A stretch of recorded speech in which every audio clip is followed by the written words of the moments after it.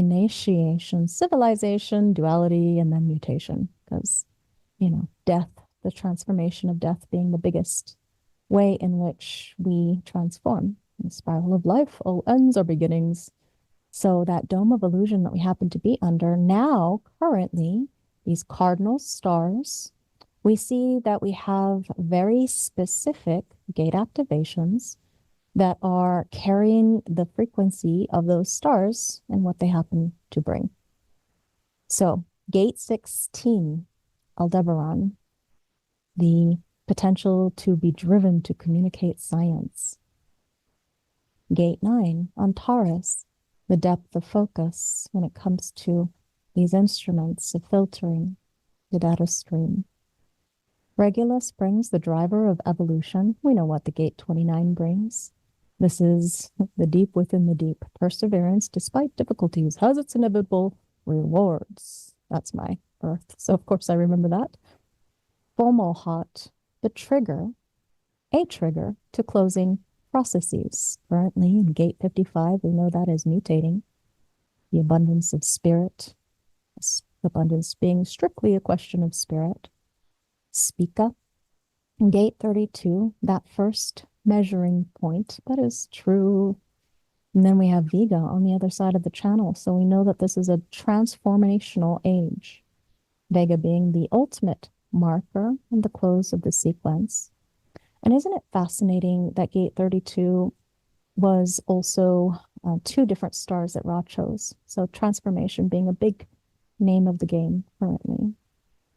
We saw how Rastaban shows us where the wisdom is hiding. Gate 5, fixed patterns. The ability to respond to being in flow, potentially. Not always. Arcturus, there's the other 32 that carried the crystals of consciousness into this galaxy. So that's a fascinating journey. Yeah, with looking at the transformational age and stage of our life's existence. We see also happens to be that Capella, historically, the poster child of fertility and abundance and riches, in gate 45, the gatherer. So we have an era of gathering, thanks Capella. And what that brings us to is our last star, fixed star, our northern star in Ursa Minor, Polaris. Polaris marks the completion of the process. So the closing of our door currently in gate 15. So gate 15, extremes. We know that this is an era of extremes. I mean, think about the fact that our northern star, where we're pointed at, is pointed at extremes. And diversity is another name of what that brings. Reliability in a small grouping. I'm just speaking keynotes and putting it into a little tiny bit of context as far as what we are seem to be spiraling around, pointed to whatever that Polaris brings, extremes. Okay.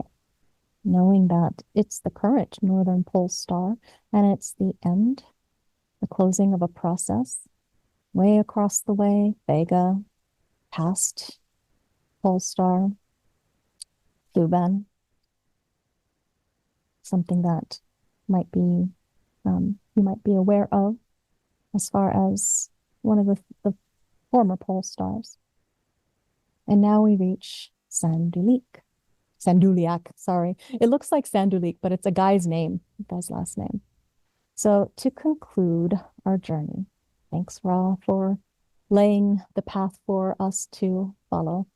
We're looking at a star that's, of course, deeply tied to human design. You recognize this, the Supernova 1987A, Sanduleak. Its legacy immortalized in our human design cosmology, because this is when the stellar explosion that was witnessed on February 24th, 1987, was at the same time of Ra getting his download. And so initially, when you start to learn about human design, this cosmological experience, explosion of a star, death of a star, very dramatic supernova. So that's a pivotal moment, not only in human design, but also astronomy, because its original identity is a quiet nod to the unseen forces shaping our cosmic understanding. Sanduleak's journey as far as obscurity, it was just known as the last name of that man who discovered it. Then the explosion mirrors the process of uncovering hidden truths. So this is truths. This is a Hubble Space Telescope image that shows that supernova 1987A. This is within the large Magellanic cloud, neighboring galaxy in our Milky Way, and distant stars serve as the backdrop to the supernova 1987A. And you can see located in the center of that image. Isn't it quite interesting, fascinating to see that figure 8, shape? And it was in gate 41 that this explosion happened. What do we know about 41? 41 is the start codon in our genetics. So the name of the astronomer who discovered this star before it exploded, obviously, his name was Nicholas. So Nicholas Sanduleak. It's located in the Tarantula Nebula. Again, part of that large Magellanic cloud, a dwarf galaxy neighboring our Milky Way. And so 1987A actually began its journey to Earth 168, there we go, 168 years prior. This is our glimpse into the ancient past because we know that it takes so long for light to get to us. And then now knowing that, this event can remind us that observing stars means we're looking back into history, because that explosion was a prehistoric echo arriving just decades ago to reshape our understanding of our stellar life cycles. We know that stars are alive. They beam their neutrino streams at us, and we take on that energy frequency, whether it was the star being alive or quote unquote dead, because we know the explosion was the death of the star, and we're still getting that neutrino feed. So the James Webb Space Telescope reveals details and structure of the composition of the Tarantula Nebula.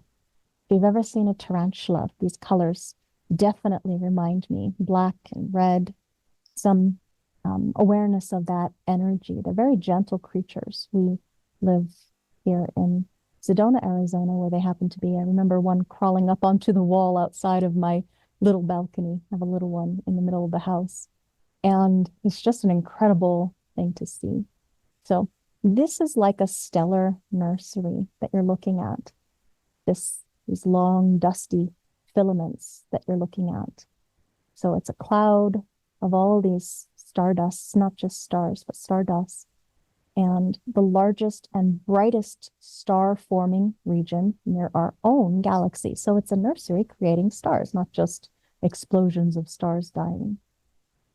So it's home to the hottest, most massive stars known. In the center of this image, this is taken by the Webb Near Infrared Camera Instrument. It's a NIRCam.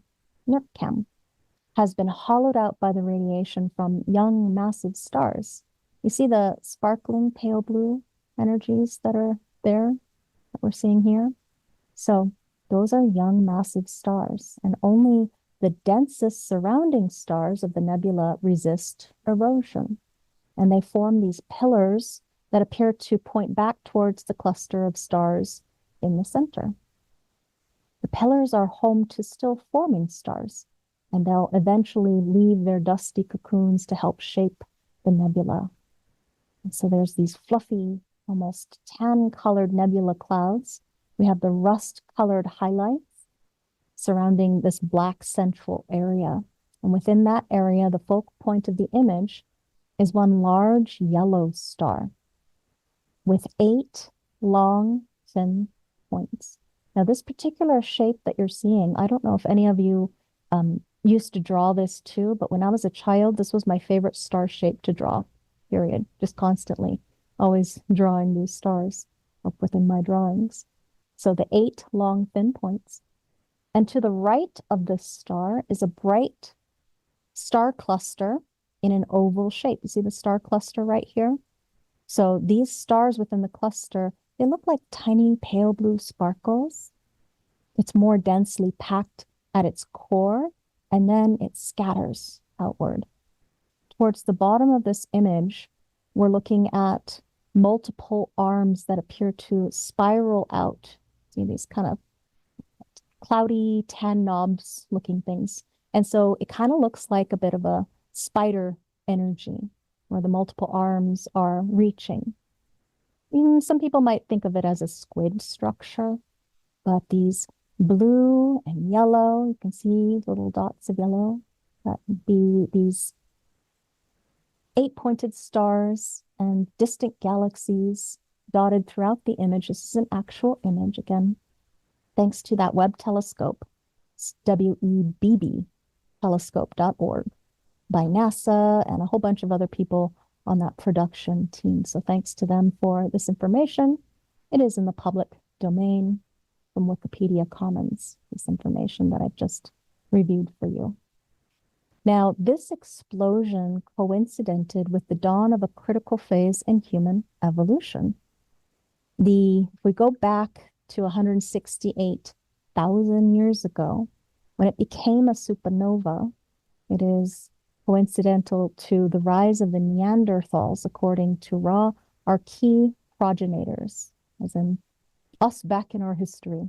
And so that supernova 1987A's light began its journey as early hominids laid the groundwork for the species that we have become. And so here in February 1987, that light and neutrino stream from the explosion, that death of the star, actually reached us, the Earth. And so it was seen. And that was actually coincidental, again, remember, to when Ra had his encounter with the voice. So oftentimes people think of the encounter with the voice being the voice coming from the supernova. But actually, it happened to be that it was the body of the Earth the voice carried through and to Ra from deep within the center of the Earth. It was the Earth speaking, not the supernova. But you, me, everybody, we were all bombarded by that explosion. And the rise of Neanderthals, Ra called the Earth's first deeply sophisticated, right-oriented beings. And that marked a pivotal shift in our human evolution. This is distinct from our later 7-centered species. Neanderthals actually operated on a right-oriented framework. When we say right in human design, remember we're talking about receptivity. So this is a model that contrasts sharply with our 7-centered, strategic-driven minds of the Cro-Magnon and modern humans, Homo sapiens sapiens. Ra calls us Homo sapiens intransitus. So the Neanderthal, a member of a group of archaic humans who emerged at least 200,000 years ago, according to Britannica. If you've ever had the Encyclopedias Britannica, I know as a kid, people used to go door to door and sell these things, these encyclopedias. So the Britannica says that they, Neanderthal, Homo neanderthalis, there we go, Homo neanderthalinus, actually emerged 200,000 years ago during the Pleistocene epoch, which is 2.6 million to 11,700 years ago. There we go. And were replaced by the early modern human populations, the Homo sapiens sapiens. So that was between 3,500 and perhaps 2,400 years ago that, these Neanderthals died out. And then we had the current, more modern model of the human. So what Sanduleak does is that It's really incredible, according to Ra. It broke all the rules. It defies stellar norms. So, what's interesting is that as a rare blue giant, unlike typical stars, its massive size and intense energy output made it an astronomical outlier. So, it challenged existing models of stellar behavior. Now, if you've ever looked up into the night sky and seen Orion's belt, you know what? It's visible to the naked eye. So in clear skies, I know growing up in Hawaii, I saw it often. Sanduleak's vivid hue, those blue stars, too, signal their extreme mass and volatility. So blue giants burn fiercely and they die young. Their lifespans are cut short by their own colossal energy, burning hot and bright. We know that when we see blue flame, it's hotter than the red flame, yes? So Sanduleak's defiance of expectations as far as how we understand stellar evolution, it was shifted, changed because of our ability to watch its death, its dying, its winking out of existence. So the existence of Sanduleak forced astronomers to rethink the rules of star life cycles. And that proves that not only we human beings, but also too the cosmos, true, thrives on exceptions to any rule. And that's a really incredible picture here. This is an actual 50-hour exposure image, and it's the Takahashi Epsilon 180 ED 4-panel mosaic, as far as this image found on Flickr. So the life cycle of stars is something that we're going to explore a bit here. Until 1987, when Sanduleak exploded, scientists actually believed that the supernova, these catastrophic stellar explosions, these death of stars, could only occur in red giants. And here's a red giant down here. We know that Sanduleak was a blue giant. So that showed us that there were exceptions to what they saw of as rules. These massive stars, when they near the end of their fuel supply, they were thought to collapse under their own gravity and trigger a violent explosion. However, our sun, by contrast, will likely avoid this fate because it's slowly expanding into a planetary nebula with a more gentle demise than that, really explosive energy of the giant red and blue stars. So what a supernova involves is the star's outer layers. Here's the supernova you can see here. Star's outer layers collapsing inward at nearly a quarter of the speed of light. And then what happens is there's a rebound explosion, ejecting the material of the star outward. And this releases more energy in seconds than our sun will emit in its entire lifetime. So that's why Supernova 87A shattered the expectations of what a giant blue star might bring, because it originated not from the red giant, but the blue supergiant in that large Magellanic Cloud. And the blue supergiants are hotter. They're more massive. They're shorter lived than red giants. But their potential for supernova previously was dismissed. Maybe a fallacy. The scientists are more of a, I'll believe it when I see it, yes? So the event itself, once seen, forced the astrophysicists to revise their models, and these observations confirmed blue supergiants can undergo a core collapse. That's driven by our rapid neutrino cooling. So 1987A remains the closest observed supernova in centuries. It's because it's an outlier as a blue supergiant, defying the red giant norms. It underscores that stellar death is more complex and more diverse than once imagined. So Ra covers this in his course, and we thought we'd pass that on to you. Now, the analysis of historical photographic plates revealed that Sanduleak had actually oscillated between red and blue giant phases late in its life. So these shifts, driven by the extreme thermal fluctuations, rapidly expanding and contracting cycles, marked it as deeply unstable. So that's, a signal, if you will, that it was primed for collapse. So unlike red giants, which explode after exhausting their nuclear fuel, Sanduleak's blue giant collapse involved neutrino-driven shockwaves. And that star's immense mass, compressed and core accelerated energy release, created a supernova that defied previous theoretical frameworks. And that forced the rewrite of our supernova theory that our astronomers were so fond of. We now know that these blue supergiants can explode if they retain enough mass and enough instability. So it's very curious, interesting stuff if you're interested in astronomy. Now, when a supernova occurs, scientists will typically expect the core to collapse into a neutron star. It's the ultra-dense remnant. So for decades, we had telescopes like the Chandra means moon, interestingly, in Vedic astrology, or in that area of the world. Chandra X-ray, so that was a telescope.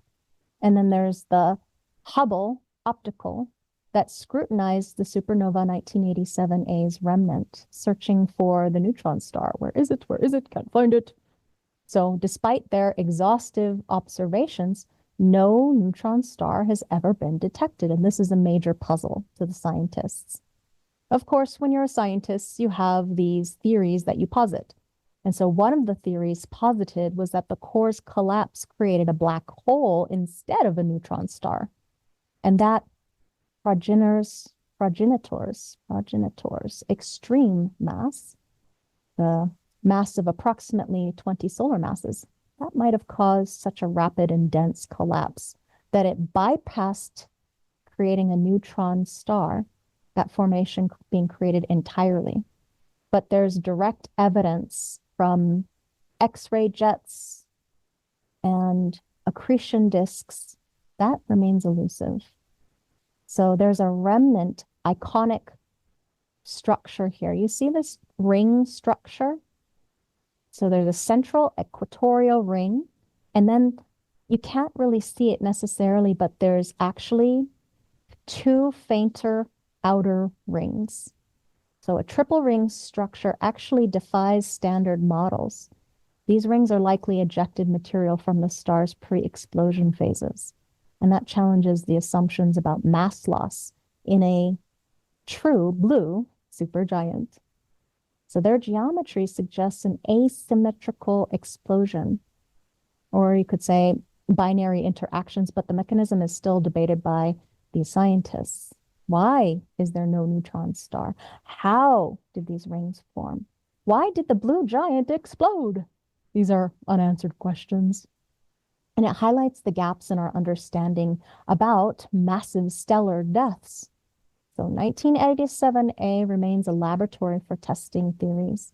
It forces our astronomers to rethink their core collapse mechanics and the remnant formations that we see. They didn't expect that blue giant to go supernova. It's supposed to turn into that neutron star. So interestingly, if we think about what the 41 brings, gate 41 being our start codon in our genetics.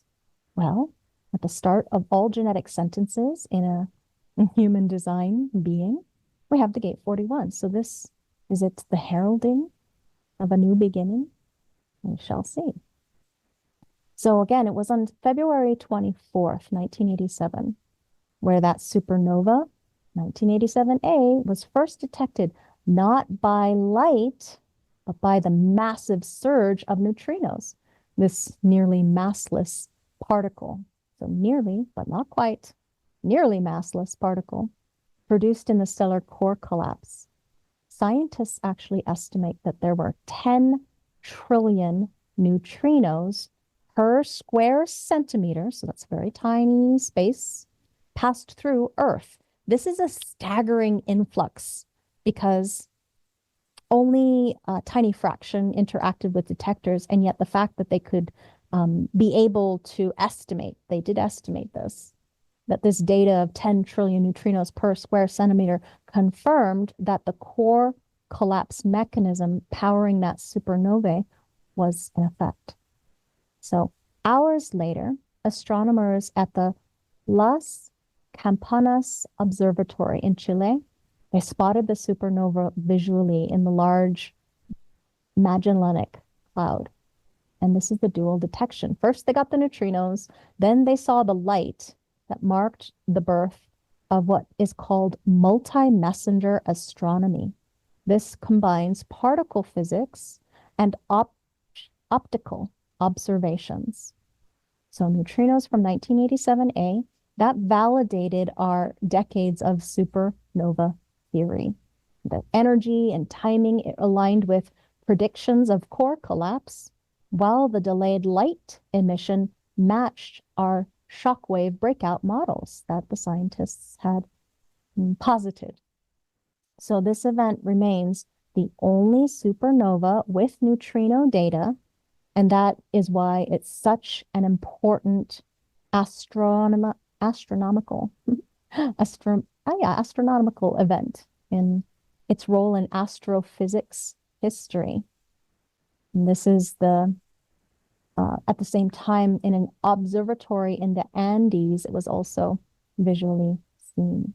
A very important, interesting history. Now, if you've ever seen this particular image, this is giving us the ability to see the neutrino detector. It's called Super Kamikokande. It's in the Kamioka Observatory at the Institute for Cosmic Ray Research. And this is, of course, in the University of Tokyo. So this is where they study those neutrinos.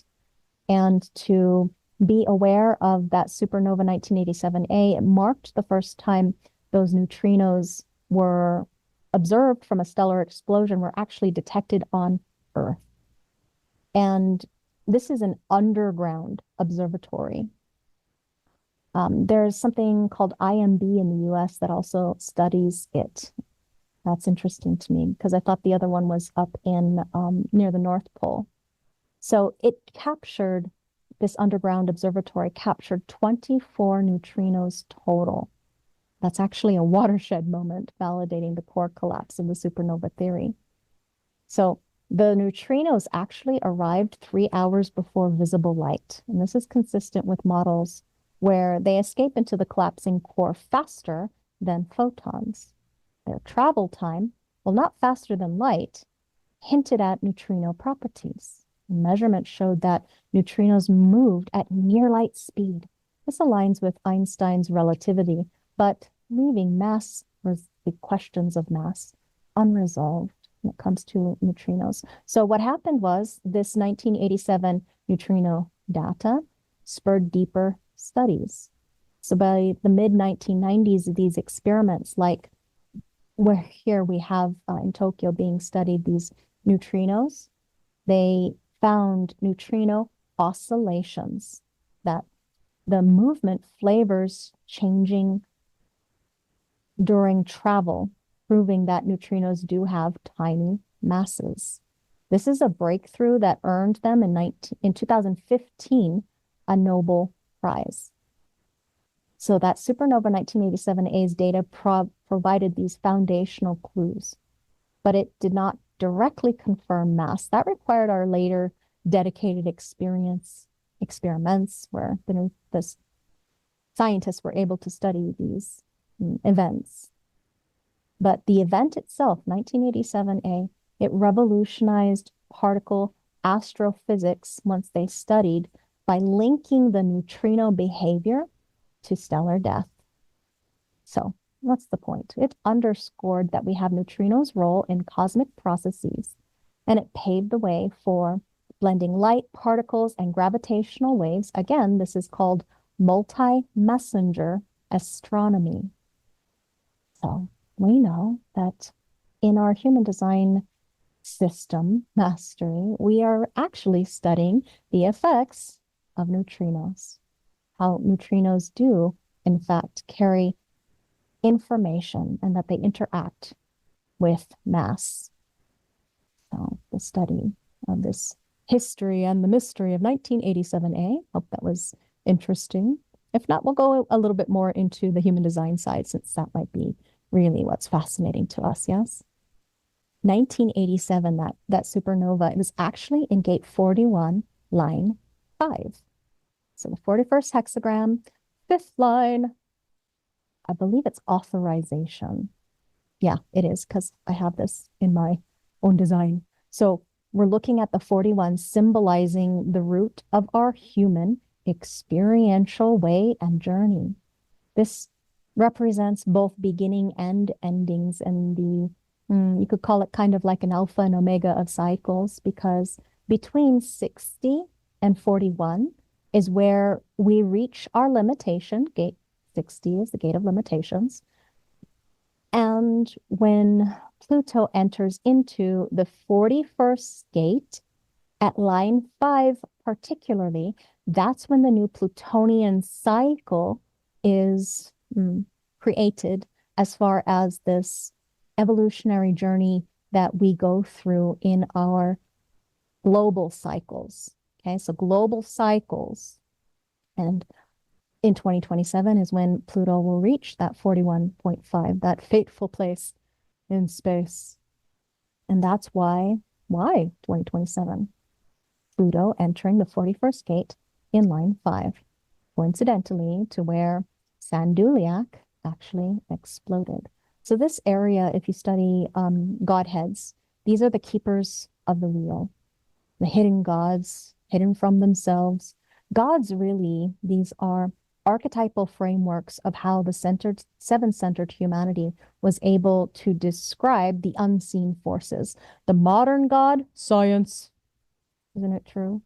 So many people more attuned to how we can not just theorize, but also prove the existence of magic. Because science, until they could explain something, it was seen to be magic. It's magical that, we could have these different experiences that now science can prove as far as the why of things.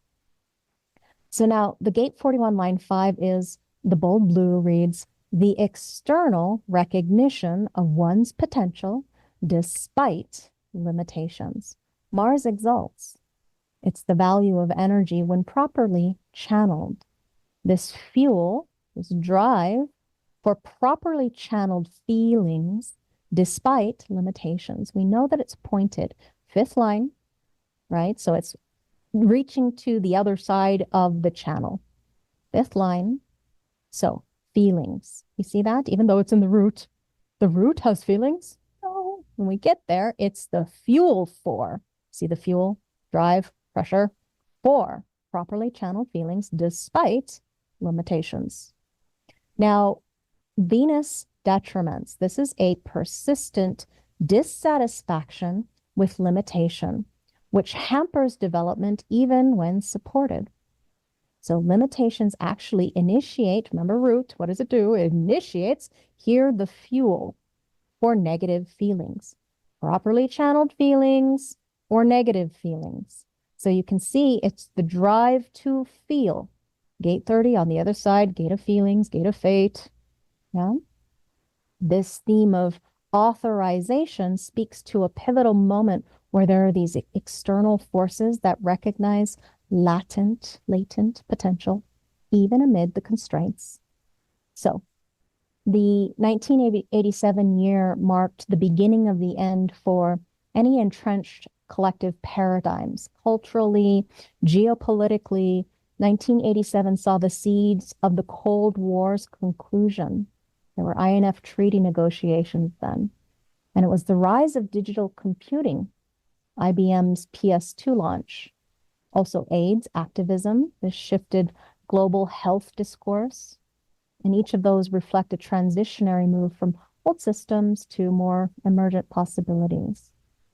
The 87A explosion was the end of something, both literal, the decline of analog industries, and metaphorical. We have these fading post-war binaries. So the legacy lies in teaching us how to navigate collapse, right? Because that explosion was also a collapse, not as failure, but a portal to a new beginning. We know the start codon in our genetics, a new beginning. The spiral of life, all ends are beginnings.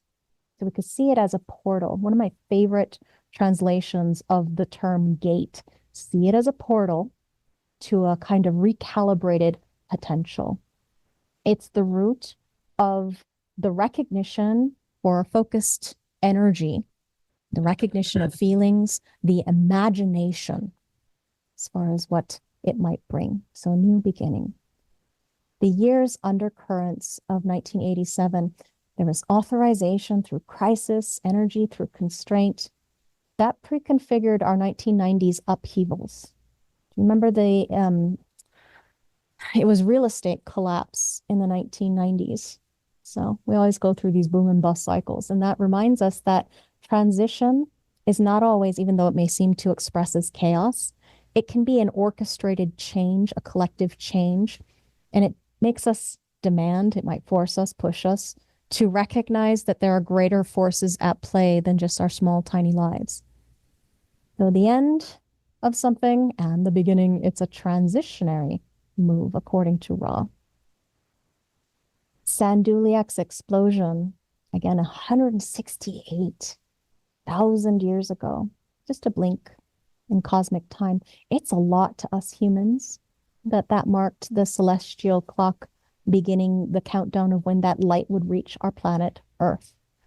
So it reached us in the 41st gate, line 5. Ross says there's no coincidences. So if it happens to be that explosion of the star began the era of waking up humanity, because truly this darkening of the light, that light that shined so bright, it bridged the epochs echoing through the Tibetan wheel of Dharma, this symbol of eternal cycles. We have this birth, death, rebirth, this cosmic wheel. That marker on the wheel signifies the end and the genesis of something new. Now, Rob didn't have a very nice opinion of the coming change of humanity, as in the rave creatures, those beings. But this story that we've been covering as far as to astronomy, it's also something that transcends just the mere science of things. The timing of it, the Cold War, thaw, and the digital dawn invites a reflection of how our cosmic and earthly cycles might intertwine. So the spirit of the turning wheel reminds us there's always this internal, then external marrying of polarities. There's always yang and yin. This is the binary that we live in. So the star's death, like the wheel's motion cosmically, it's neither tragedy, it's nor something of a celestial liturgy. It's a reminder that there's beauty in destruction just as much as in creation. Sanduleak's legacy is etched in stardust, and within each of thee, there's this symbolism. It invites awe at our universe's choreography, the beginning, middles, and ends of things. Do you recognize the value that you bring, the truth inside of you, and whatever unfolds into the cosmic soup of our neutrino ocean? Ra reminds us in this training that no longer is it just only about the neutrino feed that goes into thee, it's also what protrudes out from you accordingly, because each of us individually program the totality. Do you feel it? Do you know it for truth? Can you see it, witness it, be it? Be a part of the evolutionary cycle, the cosmic awareness.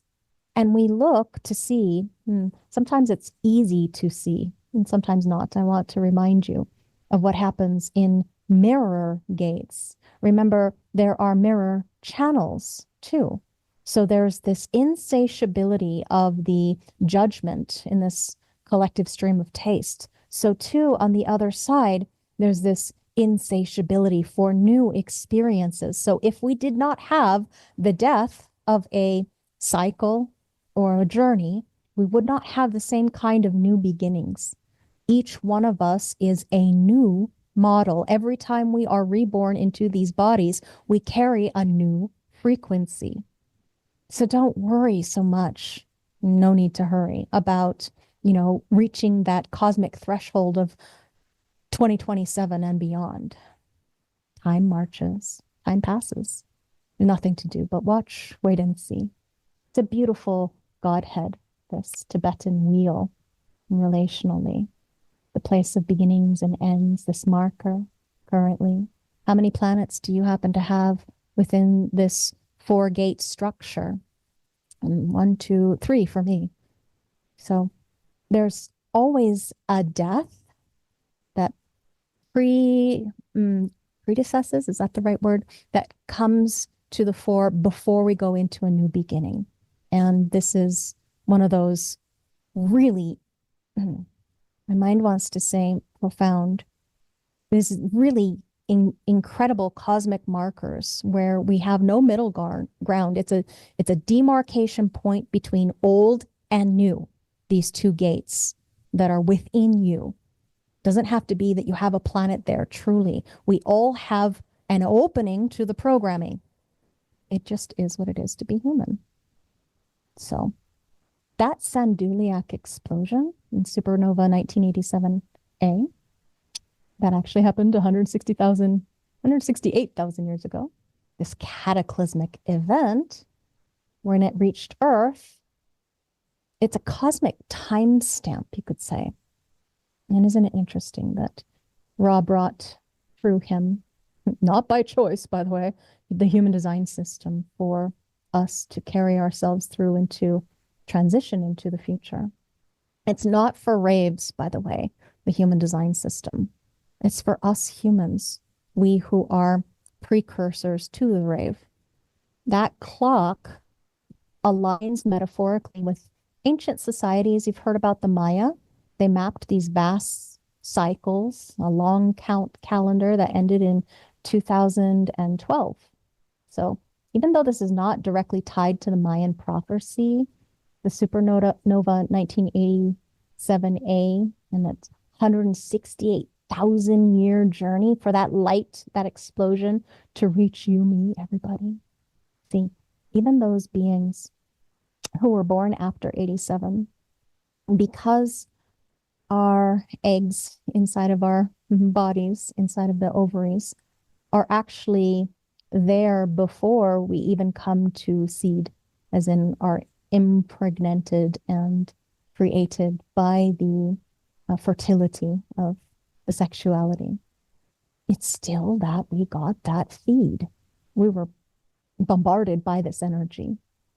Maya, the Mayan culture, they excelled in tracking epochs spanning millennia, and they interpreted cosmic patterns as guides for us on our earthly transitions. So there was a 1987 harmonic convergence.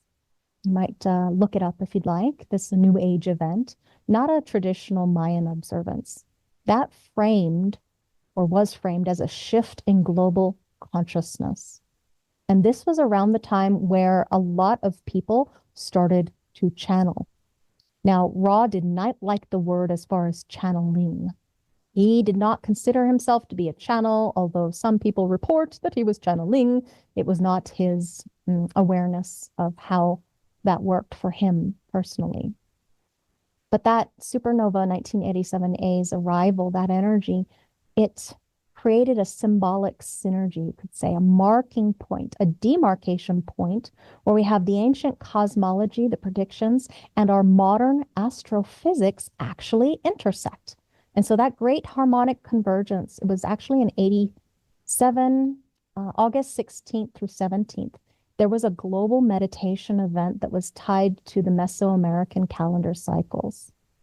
And even though it wasn't strictly rooted in Mayan tradition, it was a New Age event that you could say channeled our reverence for cosmic order that coincided with their belief system. So the literal stellar death and a kind of rebirth, awakening, this poetic metaphor for societal and spiritual transformation. Recall that in somewhere in the 60s, the current global background frequency went into the gates that are the cross of planning, but line 1. Okay, line 1. So this literal stellar death and rebirth, it started this new awakening. You know, you think about 1960s, what were you doing? If you were alive, not me, but you might have been experimenting with drugs, because that was a time of liberation and freedom and bucking of societal, expectations and rules and mores, the free love movement, all this, experimentation with going into the inner realms of the cosmos, because you see, truly, what is around thee is also within thee. So you can access these things inside. And those drugs that people use, not everybody needs these substances to break free from the outside external world and access the inner planes of existence.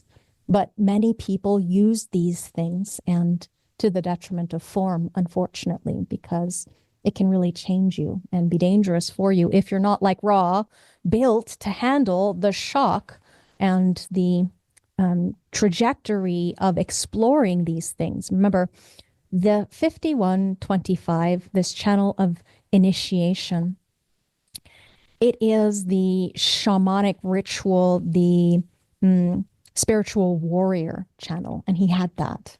So many people he saw, I remember him saying, people that could not handle those kinds of experiences, burning themselves up. So this deep transition just happened to happen.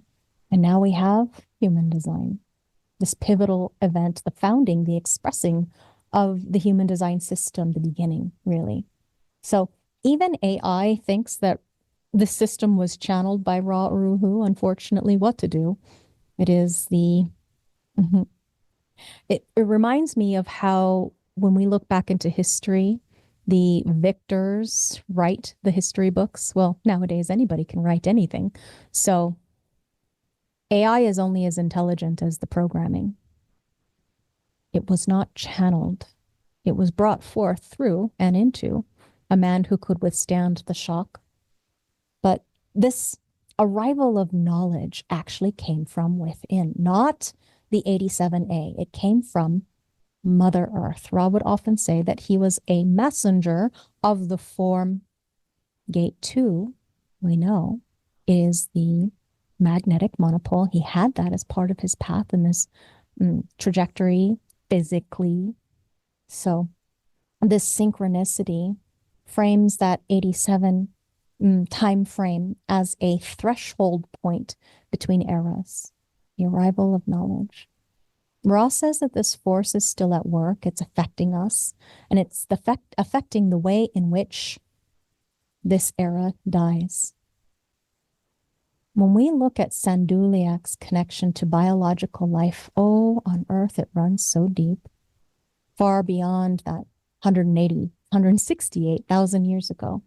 Ra assumed, or thought it was a kind of sister to our sun, born not in isolation, but within the same fertile stellar nursery. Stars are never born alone. They emerge from the humming, these thriving nests of dust and gas, these vast clouds that give birth to countless siblings. Relationally, dynamically, you, me, everybody. We are all composed of stardust. Can't you see our ancestry? Just look up into the stars that be. Look back into our cosmic history. Our sun, like Sanduleak, it arose from one of those clouds. Yet physicists rarely address this kinship, even though we have our short-lived giant blue stars, blue giants. Sanduleak likely shares the origins, ancestrally.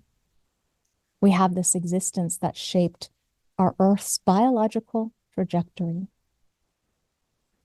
Its death, mystically speaking, is like a forerunner for ours, for we are bound to each other, all of us individually, and indeed the stars cosmically.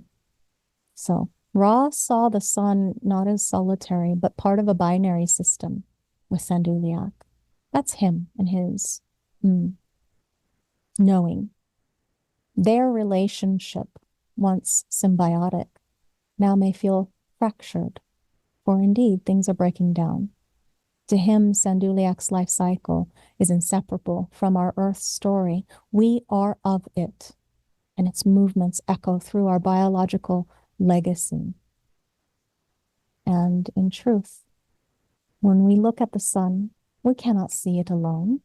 It is, of course, our home. We see all the planets that be spiraling all around it through this time-space reality within our galaxy, of course. Ra says he knew that there's something wrong, that the sun operates in a binary. And for me, I have no idea, truly. It's not my opinion when I teach to thee as far as the language that Ra left and his legacy. I do my best to pass on the knowledge. And in this particular course, he does say towards the end before the Q&A, don't mean to bring you down, or I'm paraphrasing, but was the energy of, I don't want to be a drag. This is just what I happen to see, kind of a thing. But to bring it back to the expression of Ra's implementation of the language and the knowledge, he said that Sanduleak is what turns out the lights. He says, I can only say that as a mystic. It's just something that's so clear to me about the nature of this thing. And it's so obvious in terms of the way in which I understand the mythology of all this. What that event really meant for all of us when it occurred, we got a lot of information. The information is useful. It prepares all of us. Like the way your body suddenly becomes prepared when you get closer to death. Certain pheromones, reactions, actions, changes within the brain-body system in order to ease you to your death. We are being eased collectively in that sense, or given the information of it, this ending. So, in mythical terms, Sanduleak's death marks the archetypal cycles of destruction and renewal. We know that before the phoenix rises from the ashes, that it must die, it must go up in flames. So this light from Sanduleak, arriving a millennia later, acts like a delayed prophecy, a reminder that endings are woven into the fabric of our existence. Information is carried from the supernova through neutrinos, not just light, not just elemental debris that we see surrounding the Sanduleak. This functions like a cosmic pheromone, you could say, signaling the shift as the body releases our calming endorphins near death. This event prepares humanity for the transformation, offering data to help us navigate our own existential thresholds. We know that the new era is going to require that you be your own authority. We know this.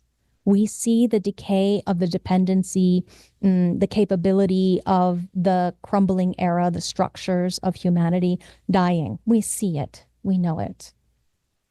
You don't have to hold on to it, because in the rise from the ashes, we find those beings who can be their own authority, no matter what that brings. No expectations, no judgments. Remember, we exist in this neutrino sea. Billions of these nearly massless particles pass through every square centimeter of your body. From second to second to second, we are born from stars. And those neutrinos connect you and me in this sea of cosmic inevitability. We cannot control whether or not the stars explode. So too, in you, we cannot control physically the chemistry, the body, We allow for the body. We surrender to the form. This is the new way forward and what it brings. So the density of the cosmic sea, this 65 billion neutrinos per square centimeter per second. There we go. From the sun alone. This surpasses the crushing pressure of the Mariana Trench, you could say, yet they flow through us unnoticed. This silent testament to our cosmic immersion into the cosmic sea of inevitability. You, me, everybody, that energy flows through you and into the world beyond. It programs everyone around us. When you're on one side of the planet and you're sleeping, you're programming the other side of the planet and what that energy is beaming through you. Remember, cosmic beam stream, this neutrino ocean, that is true. It beams through you into the planet and out into the cosmic sea beyond thee. So every atom in your body, carbon, oxygen, iron, it was forged in the stellar cores and supernovae. We are literal stardust to this day. Remnants of the ancient stars that lived and died billions of years ago. You know, even Earth itself coalesced from the same primordial gas cloud as the sun. We have this nursery that birthed our solar system. And what created life? Liquid. The light of life being the stars and grounded into the earth, the thing that creates life we need, our liquid nature. My mind wants us to say liquidality, but I know that's not a word. Life on Earth is actually an anomaly. We have this rare convergence of stardust, energy, time, space, water, reality. Our universe teems with stars and planets. We currently, to ourselves, are the only known sentient witnesses to its grandeur because we have not yet connected with those beyond, nor has humanity collectively accepted the capability of life being beyond, life as we know it being beyond our current space of connectivity, our awareness. So this existence, this fleeting spark in the cosmic deep sands of shifting time, we see our insignificance and our extraordinary capability of witnessing, breathing, being aware. The I am principle that is eternally there in Sanduleak. It's death. It scattered the elements that may one day seed new stars, planets, or even life as we know it to be. So its story mirrors ours, born out of chaos, shaped by the sands of time, destined to return to the cosmic forge. We are not just observers, witnessers of the universe. We are stars. We are stardust. We are conscious, sentient creatures of the universe, contemplating itself. Ra would say we are patterns from within a pattern, looking at a pattern. That's all we seem to be eternally. And what is it that lays beyond this awareness in this time, space, reality? It is the collective frequency, the we, not just the I. The I am jointly, but each of us individually and uniquely. Human design as a system is not just an entry point, but a culmination, a framework for fulfilling human potential. We near this existential threshold like stars. You see it's almost like, when they take those pictures out there under the night sky when it's completely clear, no clouds, very bright. And they take those snapshots of the stars and the movement. Here we see the different months and years of the imagery. You see the difference between 2009 and 1994. Very different, yeah, in the time, the explosion that was happening. So we're on this clock, if you will, according to Ra, this knowledge, the system, the clock that where we can leave this plane in a way in which ourselves are going to be fulfilled in that process. He says that we can fulfill the potential of what it is to be human, because this is what it is. He says, I have always said it, that this is not beginning knowledge, this is end knowledge. It's to get it right finally. And not everyone, just as the stars in the sky are a deep, deep minority in the nature of the totality, that those that can be aware are a deep, deep minority in the vastness of the ignorance on this planet.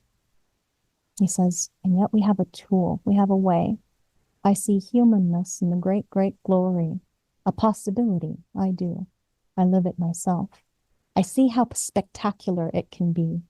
It is something amazing. And this is the gift. This is what we get. This is the possible triumph, if there is such a thing in all of this, and I doubt that. I live the correctness of my life because it brings me peace. That's all. The moment you have your signature, you have what life is.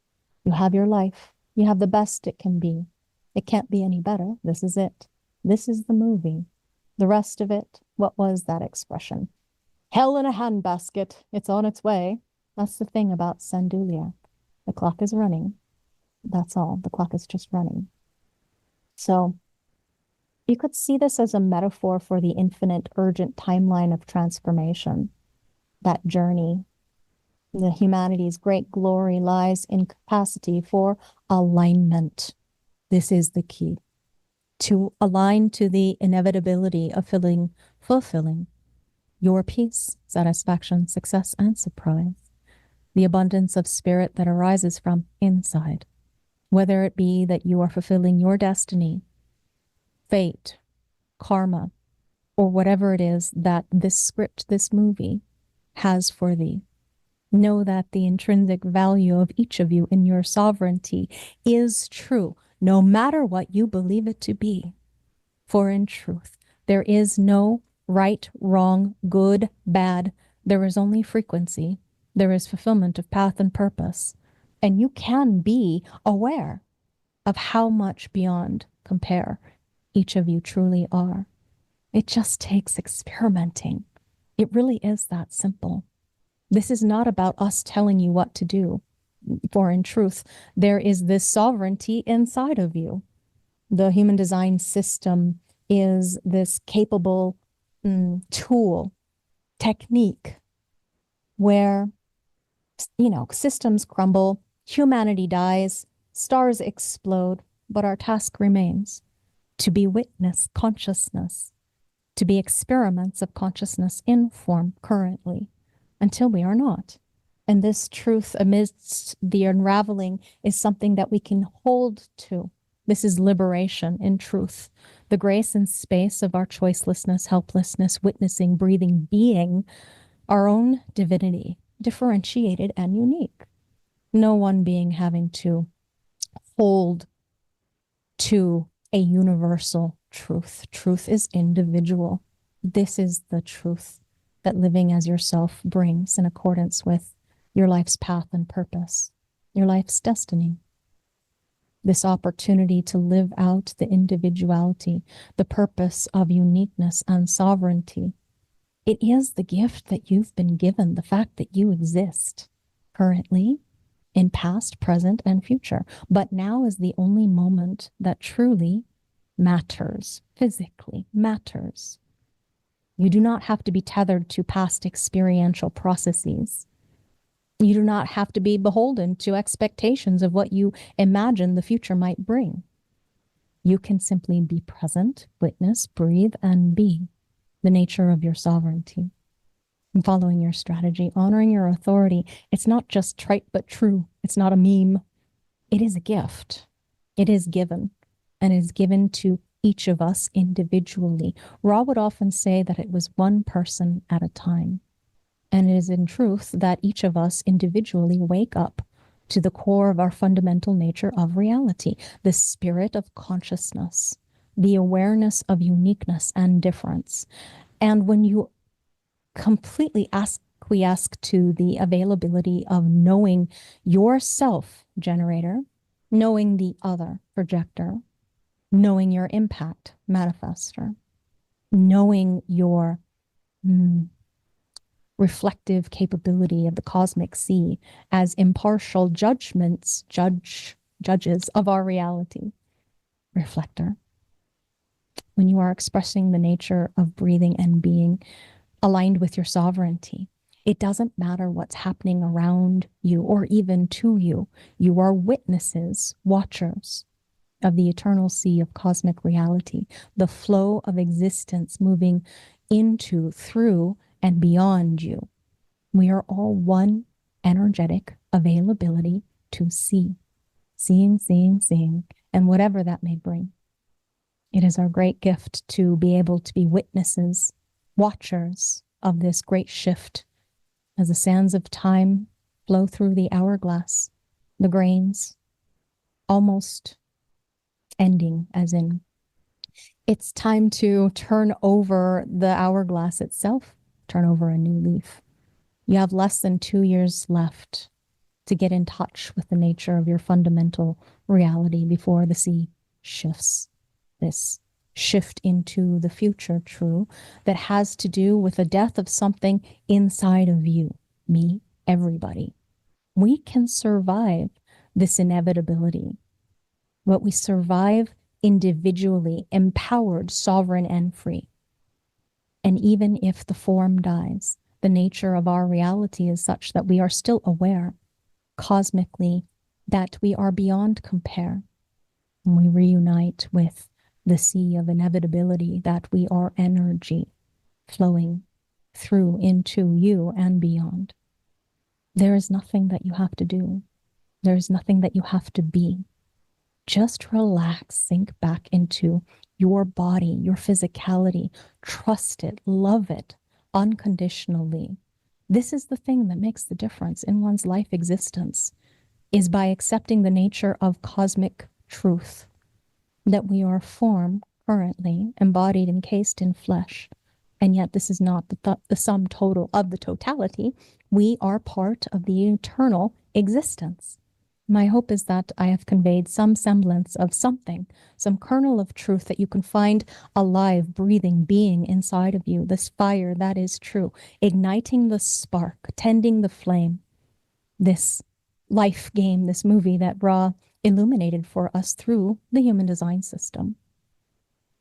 Allow for the love, the unconditional being, the direction that love brings, self-love first, in order to be a part of the all that isness in the perfect sea of totality, as in being in flow, don't you know, in the alignment of an accordance of truth that lives inside of each of you. You have this, you've got this. And even if momentarily you forget, as we all do, the respect to which the divinity that is true birthed inside of each of you, this divine differentiation, we can come back to our source within. It just takes breathing, moment by moment, being what we came here to be. So if you ever lose touch with your signature, success, satisfaction, peace, surprise, if you find yourself in resistance, frustration, anger, bitterness, disappointment, remember the core of you, the truth inside of you, just waiting to be birthed anew. In every moment you have a new now. This breathing taps you into this spiritual abundance from within. Breathe, be your own authority, and you will see that truth inside of thee. Much love to each of you. Until we meet again, namaste.